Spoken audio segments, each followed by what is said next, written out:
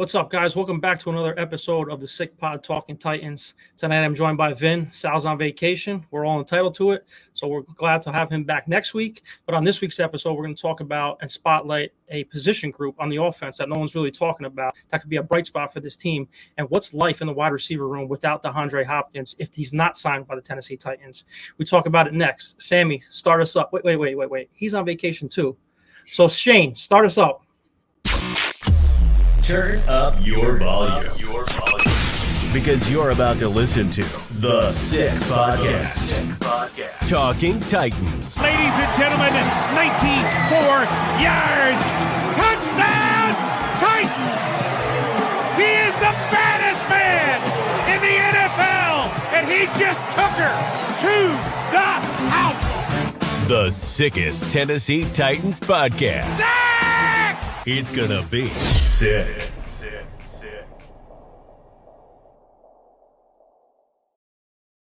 All right, guys, welcome back to the show. We usually do this at the end of the show, so we're going to talk about our great sponsor in Manscaped.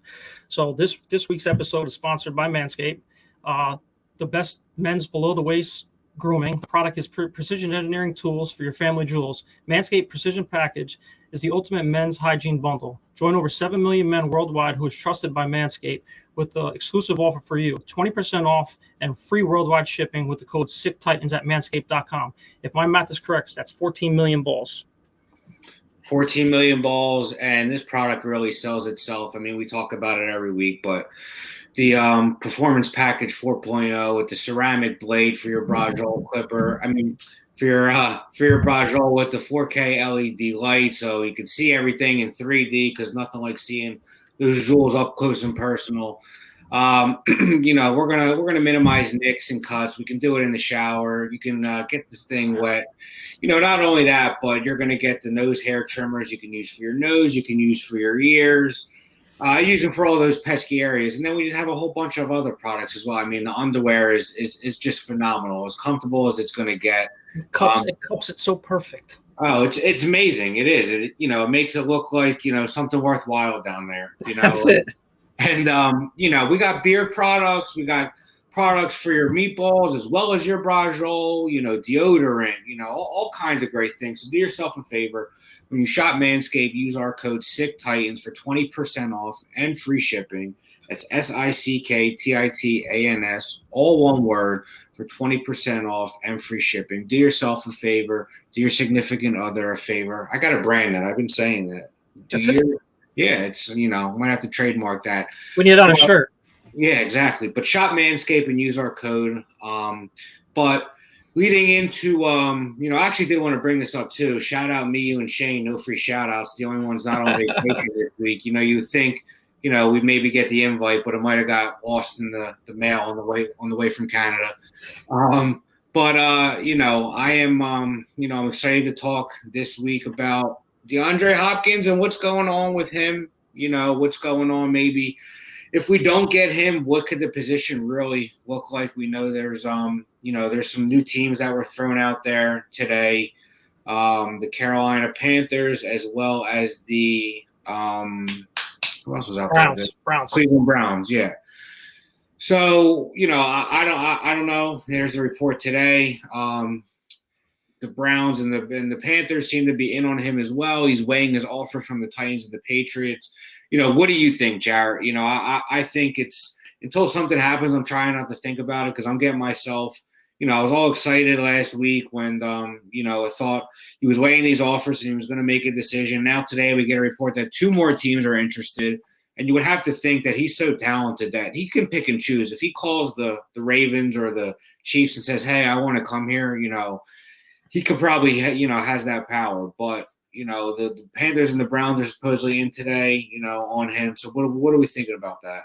They're technically not in. I mean, the tweet says lurking, so who knows what that really means. I still believe it's full go with the Patriots and Titans. The only link to the Browns is Watson, his old former quarterback. So that's why I think they're just throwing their hand in the ring.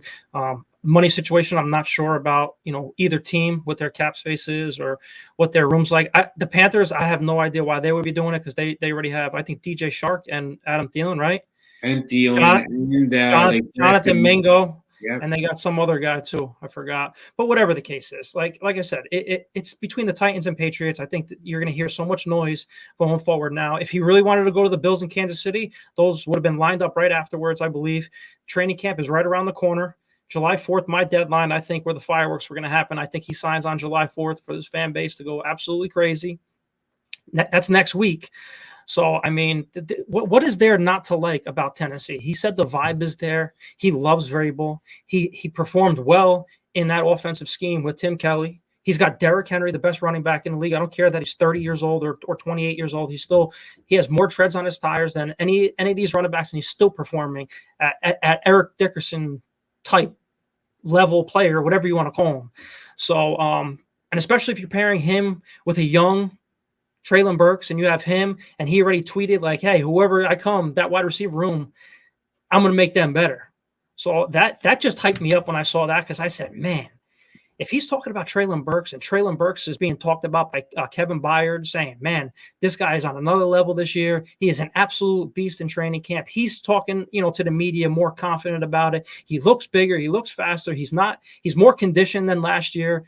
So I really think it's going to come down to us. I think that was just Bill Belichick, I'm going to go to New England just to leverage for the Titans to make a better offer, but we'll see what happens. Yeah, no, I mean, absolutely. I hope he comes as well. I'm not, a big believer on maybe Carolina, because maybe he's closer to where he's from, because I know he went to Clemson. So maybe he wants to be closer to home. I don't know, but Tennessee's not, too far away from the Carolinas either. I don't think he ends up in New England. The only thing that, makes me think that's a possibility still is just the respect that him and Belichick have had for each other. That video, they showed each other their praises during that pregame, warm up when they played each other this year. So anything's possible. Belichick is, the best coach, maybe of all time. So and they got Juju. You throw him on that team. They have Ramondre Stevenson. Definitely going to help out. Whichever quarterback they go with, Zappy, or you have to think it's Mac Jones. Yeah. So I don't know, but I tend to think he leans. Tennessee as well, but who knows? You might want to play with Deshaun Watson. The Browns are a funky team. They're a weird organization. They're dysfunctional. They gave Deshaun Watson all that money, so they might try and do everything they can to surround him with talent. So let's just say, for argument's sake, though, that we don't get DeAndre Hopkins. I know we all want him, but if he signs elsewhere, what's life looking like without him on this roster? Who could we go get? A Jarvis Landry, Kenny Galladay. Other than that, that list is looking sad. Pringle maybe from Kansas City. What's our move? Because if we don't sign anybody, we have to go to camp with Burks, as hopefully a number one. After that, it is looking extremely, extremely thin. So what's life looking like if we don't get DeAndre Hopkins? My life is looking like I'm going to crawl under this table right now, because it is very slim. You better go to Nashville in 3 weeks to try out for the wide receiver room, because it's bad. So listen, push all the chips on the table to get him. But like you said, you named a few people. I looked earlier today on who's still available out there. I once talked about on the podcast Kenny Galladay, but I take that back because he had issues with Brian Dable. And just thinking about it, Vrabel's not going to take no shit from nobody either, so he's not going to be able to come here. But the only guy, if we don't sadly sign DeAndre Hopkins, I would go after would probably be N'Keal Harry. He was a big target coming out in the draft a couple of years ago. He failed with Belichick. Maybe it was not a system fit. I don't know. But Vrabel tends to get the best out of players. I'm not saying Belichick doesn't, because he absolutely does. But you got to go after a guy like that, young. He's still talented. Just needs another opportunity, just like the rest of these guys on the team or talking about opportunities. We'll get into that a little later. But, that would be my only target. Would be him, or via trade, like we talked about a couple of weeks ago, with a Cortland Sutton or a sign. Ayuk, maybe. Brandon Ayuk entering his final deal. Jerry Jeudy, if you sign him long term, so the cap hit wouldn't be that long. I mean, they have an expensive wide receiver room, the Broncos. And another one, we had Adam Rank on. He was a big fan of Tim Patrick coming off the ACL this year. He said he's one of the best wide receivers in the Denver Broncos room. If we don't get Hopkins and we do look that route, I think someone like Judy or Ayuk is, we're throwing darts blindfolded. I doubt that happens. Yeah. Tim Patrick would probably be our best bet if a trade is the scenario. But I mean, if we get Hopkins, I mean, this whole team just looks so much different. A revamped O-line, which we'll get into in a little bit. Derrick Henry, the best running back in the league. Treylon Burks, DeAndre Hopkins, Chig, who everyone's high on. Maybe that free ups Kyle Phillips, Tajay Spears we got. Who knows what this kid Wiley is going to be like, this tight end we drafted this year. So if we get Hopkins, I mean, I am not to say it's make or break in our season in, late June, but that's kind of the scenario right now. If we get him, and this defense could play the way we know it could play, and if things go our way, we could make some noise late in the year. But I made a controversial tweet this past week about if they do sign him, the Titans are going to be a top 3 AFC team, and people loved it. People said I was absolutely crazy. Heroin's a hell of a drug. But if you really think about it, right, we're not too far from being the 1 seed, right? No. We didn't lose much at all on defense. We added, I think, we added and we got younger. So if you're adding DeAndre Hopkins and Treylon Burks, that's to me an unproven A.J. Brown type player and a better Julio Jones. Yeah. What do you think? Yeah, no, absolutely. I mean, I retweeted with what you said, because I echo those sentiments as well. I mean, sky's the limit with DeAndre Hopkins on this team, at least on paper. You know what I mean? Because you're going to have to put up points in the AFC to contend. You're going to have to deal with Kansas City, Buffalo, Miami, the Chargers. This conference is loaded. But if we want to be able to compete with those teams, the Jacksonvilles, we got to show them their love, as much as it might pain us. They're getting a Calvin Ridley back this year. They lost some pieces on defense. We got Arden Key, but they should be good. So if we want to compete with them, though, we need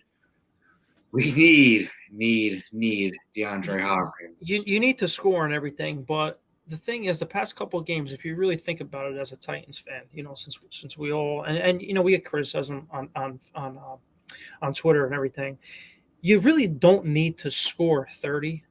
It would be nice to score 20. 20, because then you're asking your defense to hold the opposing team on 20 points with Kansas City and Buffalo and the Chargers and the Dolphins all in the AFC is a pretty big task to hold them under 20 points. But it is, but when we were the 1 seed, we held the Bengals to what? We lose that game 19-16? Something like that, yeah. 19. Okay, we keep talking about that, and then we held the Jaguars when we were the most hurt team in the NFL last year when we just handed them the division on a silver platter. We held them to what? I think 10 points plus that phantom fumble touchdown. I don't count that as a touchdown. We held them to 10 points.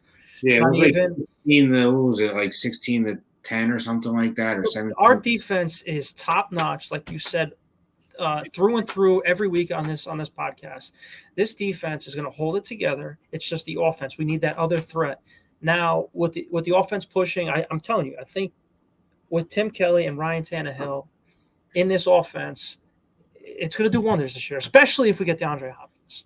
Yeah, I mean, listen, there's not anyone out there who believes we would be better off, without him than, as opposed to him. We throw him on this team, at least gives us us as a fan base, we can kind of convince ourselves into some crazy things. Oh, believe me. Yeah, I could have, I thought we were winning the Super Bowl at least 2 times in the last 5 years. Mm-hmm.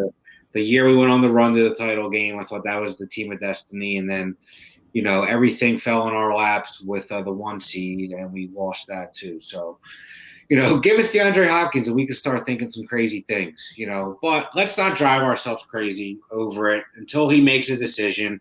He's visiting the Browns. He's visiting the Panthers. No, he's not. He's not visiting them. They're lurking. Sorry. Good. You called me. All right. He's not visiting them, but could be intrigue on both parties with both of those teams, as well as him weighing the offers from New England and Tennessee. So until he makes a move, let's not drive ourselves too crazy. Let's lighten up the mood. Throw up a video here of the Beer Olympics that Bussin' with the Boys was participating in. Will Compton and our former left tackle Taylor Lewan competing. We're going to go on the whistle. Beer Olympics. Yeah, they're in the flip flop. Woo! That was a good start by Will.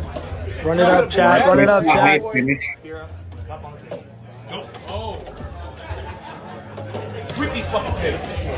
And then Higher, higher. Higher, Will. Game. Wow. 69. Go Green.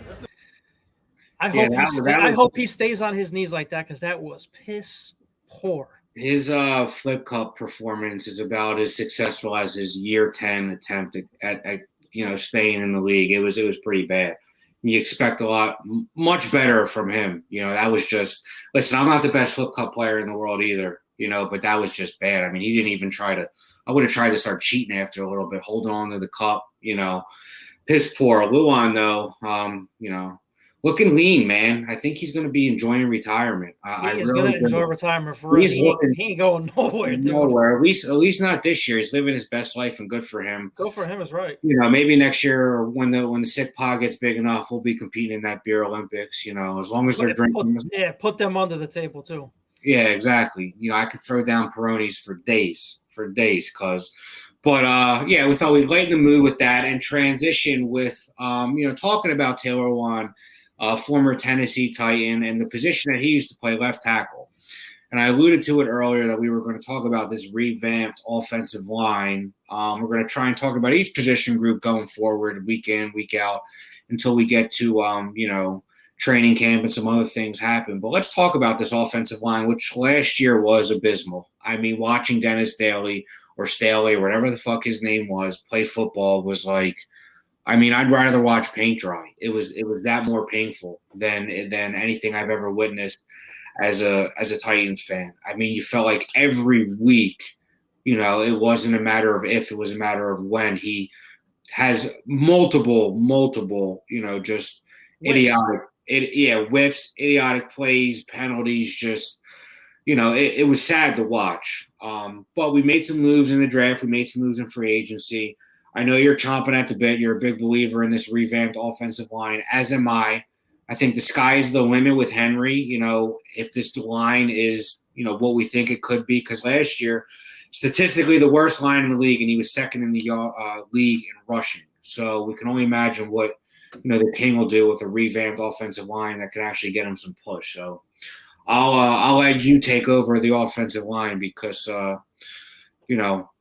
it needs to be better. So tell us why it's going to be. So we'll start from left to right, and me and you will just go, talk about the player that he is. Right now, Andre Dillard is the left tackle, as what it looks like going forward right now in OTAs, and Peter Skoronski is going to be the left guard, right? So you have a former first-round draft pick at left tackle who was a really good football player at Washington State, right? He vanished and got hurt in the Philadelphia's deep offensive line room. Right? He needed an opportunity. Vrabel signed him to a 3-year deal. Hopefully he could be that former first-round draft pick for us. He's still young. He's a huge mountain of a man. You see him when he walks out, with the helmet raised above his head. His arm length is huge. That's a typical left tackle that you want, right? Now you bump over to left guard, Skoronski. He barely gave up sacks. Right? They say his arms are too small. I don't care about that. The guy is a mover, dude. You see him, in training camp, not training camp, in OTAs, moving guys. I don't know who number 70 is, but he pancaked his ass, pulling out to the next level. So I'm a big believer in that. I know a lot of people did not like him. Didn't like the pick at 11. They wanted JSN, meaning me too. I know everybody wanted the skill position and sexy player and needle mover at 11, but I do understand the need because it was historically bad last year. And we're going over to center. Aaron Brewer was the left guard. Now you're just bumping him back over to center, which is his natural position. And he actually really did really well when he filled in for Ben Jones last year in Green Bay. And he's taken full charge of the offensive line. He's good with the media. I've been seeing in OTAs. He's taking command of the huddle. So it's good. It's a good bright spot for this offensive line that's young, right? And then you sign a guy like Daniel Burnskill at at right guard, right? Right guard. He's played every interior offensive line position. And I think what did we talk about? He had 600 plus snaps without a sack. So now you're pairing him next to Aaron Brewer. That's going to help Aaron Brewer with a first-round draft pick in Skoronski and Burnskill that's just going to help Aaron Brewer succeed in this league, right? And then you have a second-year player in MPF who actually did not have a bad year last year for his rookie year, but you're adding a better guy in Burnskill, in my opinion, than Nate Davis. So right then and there, that offensive line, whether you like it or not you, but Titan fans in general, that offensive line is going to be very solid. If it's going to take a little bit, the first 3 weeks, for communication wise, everyone to gel together, because that cohesive unit, it moves piles. You need an offensive line to win football games. And obviously, it didn't happen in transition to us last year. So I think the sky's the limit for this underappreciated position group going forward in 2023. Yeah, no, I tend to agree. I mean, I do worry about the depth, should things go wrong, God forbid injuries. I think we're a little traumatized with our injury bugs the last 2 years. 2 years ago was the most injured team in the history of the league. We had to use the most players ever to, put on a 53-man roster. I think it was close to like 100 players we had to use. And this year wasn't much better with injuries. So we're a little traumatized there. But I agree. Low risk, high reward with Dillard. Kind of caught the shit end of the stick in Philly, got hurt. Mailata came in and, ran away with the job. And he's a top, 3 to 5, left tackle in this league. Those things kind of happen. But if he does pan out, let me tell you, we're only paying him, I think, $9 million a year. This can end up being a steal over the next 3 years. And let's not forget, it's veteran presence too, which is another reason why I like the Brunskill, signing as well. But moving over from Dillier, we have Skoronski, who hopefully he could be our Quentin Nelson. He could be our guard that, is just there for 10 years. It seems like the Titans do a lot of weird things, right? We pick running backs well. We pick offensive linemen well. But yeah, I have all the faith in the world in him. Not the sexy pick, but, I think most Titans fans knew we were going offensive line. And a lot of people think he could be one of the safest picks in the draft. I'm not worried about the arm length. That is why he's going to start off as a guard instead of playing tackle. But I also like the fact that, he could probably play tackle should he need to. Absolutely. If Dillard isn't working out, we got to bump him inside, or God forbid an injury happens. I have confidence that he can play both positions. Mm-hmm. A versatile offensive lineman who should be a 10-year starter. There's nothing wrong with doing that at the 11th pick. Brewer, playing center. Big shoes to fill. Ben Jones was a pillar on this offensive line for, 7, 8 years he was on this team. So, all the best to him. We have to, this is life after him. He was a leader on this team, though. We're going to miss him a lot. But I think Brewer's capable. And then Brunskill was a low-risk, high-reward signing free agency as well, a San Fran guy who played all over the offensive line and played most every position pretty well, too. And like you said, MPF is a second-year guy who actually last year, out of all of our rookies, might have had at a certain point the most upside, for his rookie season. And wasn't he the only offensive lineman last year to start every game? Yeah, I believe so. That's a positive. Yeah, exactly. So, hopefully he improves. We know the ability is there. He started as a rookie. Hopefully, he gets better this year. But, Treylon Burks was hurt last year. So, as far as rookies went last year, he was kind of like the bright, spot for us on with all of our rookies, and Chig as well. But that group, McCreary. McCreary, yeah. So maybe I shouldn't have even said that. But hopefully the second-year group with McCreary, with Treylon Burks, with Chig, with MPF takes a final step forward. Maybe this draft class, John Robinson's last draft class, will work out for us. Because if not, we're looking at some more times ahead.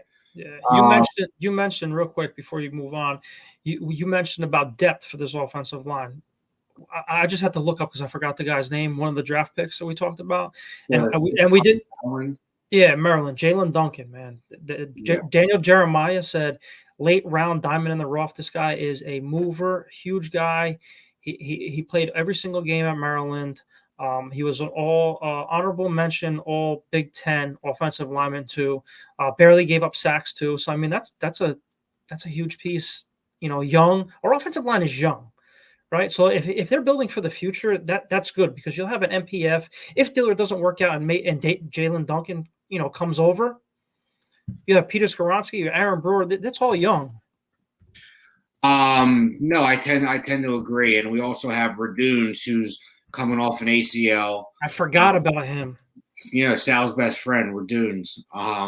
We'll see what he looks like when and if he'll be healthy. But even still, I think we're a little traumatized with injuries, and you saying a rookie's name and then me bringing up Raduns actually doesn't bring confidence in our depth at offensive line.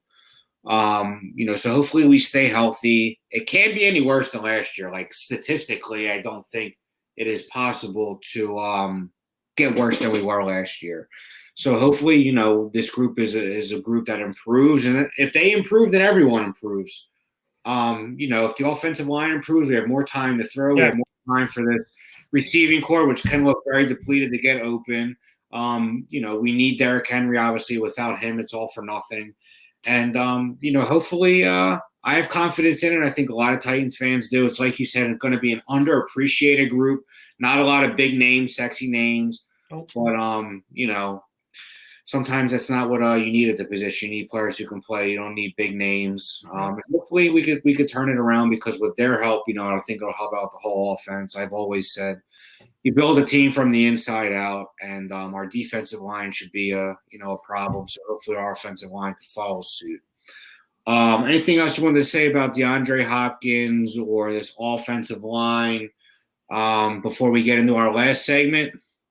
I am just a big believer, and like I said, this underappreciated offensive line by some Titan fans. I mean, I don't know what the vibe is. I'm trying to get it on Twitter, but I really think this offensive line is going to take a huge leap.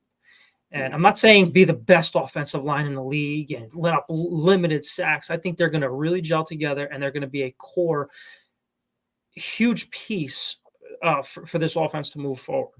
Yeah. And the whole DeAndre Hopkins thing, man, in my heart of hearts, I really think that he's going to sign with the Titans. I really do.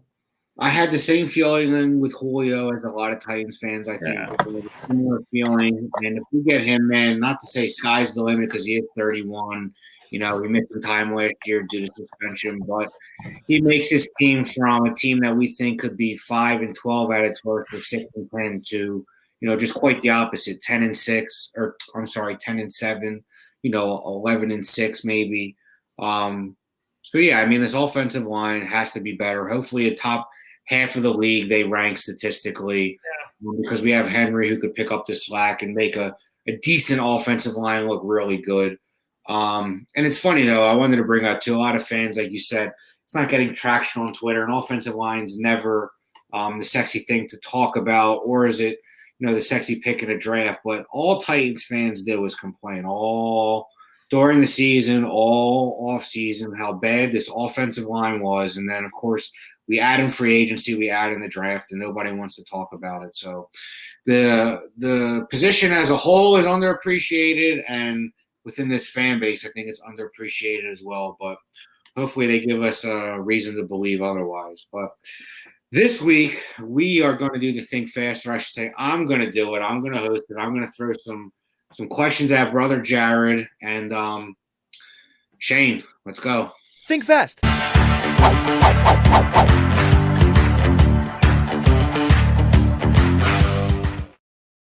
Taking my segment right out of my belt. Yeah, hopefully I'm not better at it than you, man. You might be out of it. So I got 5 questions for you. We're going to try and go as quick as possible, see how kind of nervous with you, though. Yeah, no, you should. I did take a question out that I did think would be a little off color because we want to keep it somewhat PG. But we're going to start off favorite football season beer, since you like to ask everyone that. Not favorite beer, but during football season, what's always in the Foot household refrigerator? Oktoberfest, any style Oktoberfest. Okay, fair enough. I'm a High Life or a Coors Light guy during football season. Golden Monkey if I'm feeling frisky. Favorite movie?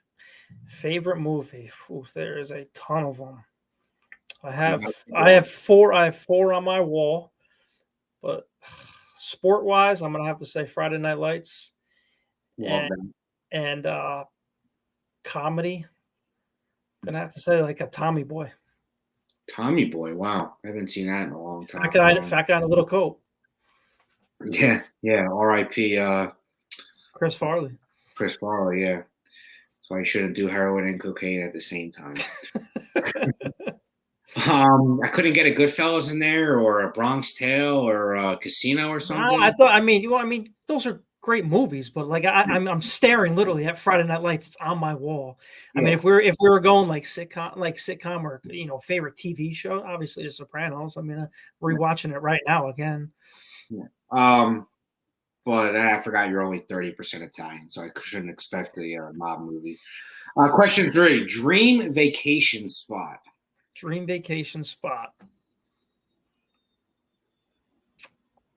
Dream vacation spot. Me and my wife has been to a lot of the Caribbean islands. So dream vacation spot. I would probably say like Italy, Greece, Nice, nice. in there. We're thinking that for the honeymoon. Here, speaking of the Sopranos, question 4: Favorite Sopranos character. Can only pick one. No fucking Friday Night Lights and Tommy Boy type shit. Pick a character. I got you. Could I have to say Paulie, man? Paulie's hilarious, especially like the Pine Barrens scenes with Chris. Yeah. That's sometimes you and Sal go at it. That's like you two.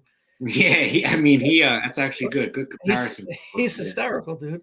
Yeah, he's very authentic. He was a wise guy in his day, and then he got out of jail and got into acting. And every role he's ever been in, you feel like who that person is. That no one can truly act like that. That is who he is. I really say like Tony.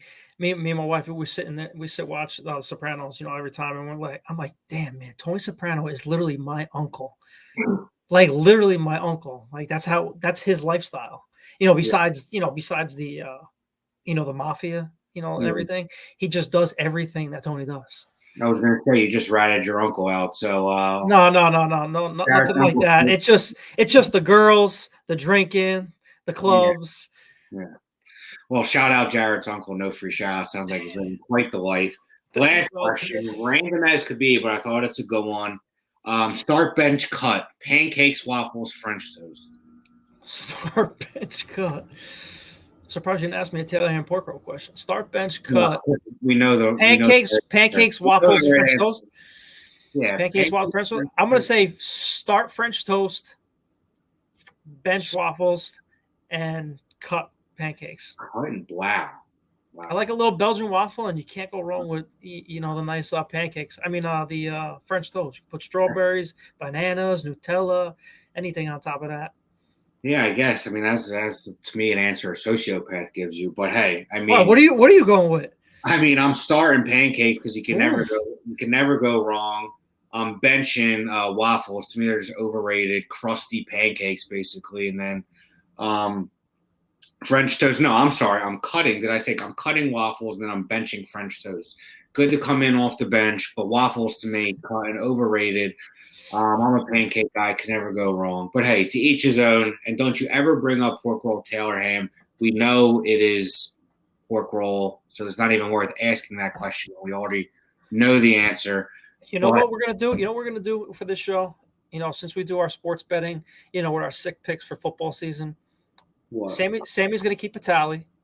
Of all of our individuals, and we're gonna put our parlays in. And if me or Sal beat you, I don't know if you wanted to be a me thing or a Sal thing, whoever beats you, you have to come on here and say in front of everybody that it's Taylor ham, not pork roll. That's just a lie. And can we get an air shake on that? No, that's just a lie, and I don't tell lies. I'm loyal to the brand, and it is pork roll gang through and through over here in South Jersey. So we can have that's a conversation we better have in person. You know what I mean? We'll have it at the dinner table. Yeah, or let Sal in on that conversation too. He deserves to be a part of that conversation. He might not deserve much else, but he deserves to be in on that conversation. We miss Sal. We miss everybody this week, but that's all I got for you. Thanks for participating with the Think Fast. I hope you enjoyed my questions. We talked about Hopkins. We talked about the offensive line. Hopefully we get Hopkins, and hopefully this line is vastly improved, because if those two things happen, if we get Hopkins and this line could, improve upon what it was last year, I mean, this team can absolutely win that division. If you get a home playoff game the way this defense can play, anything is possible. Yep. Like I said, us Titans fans can convince ourselves just about anything. But other than that, you have anything left to say there?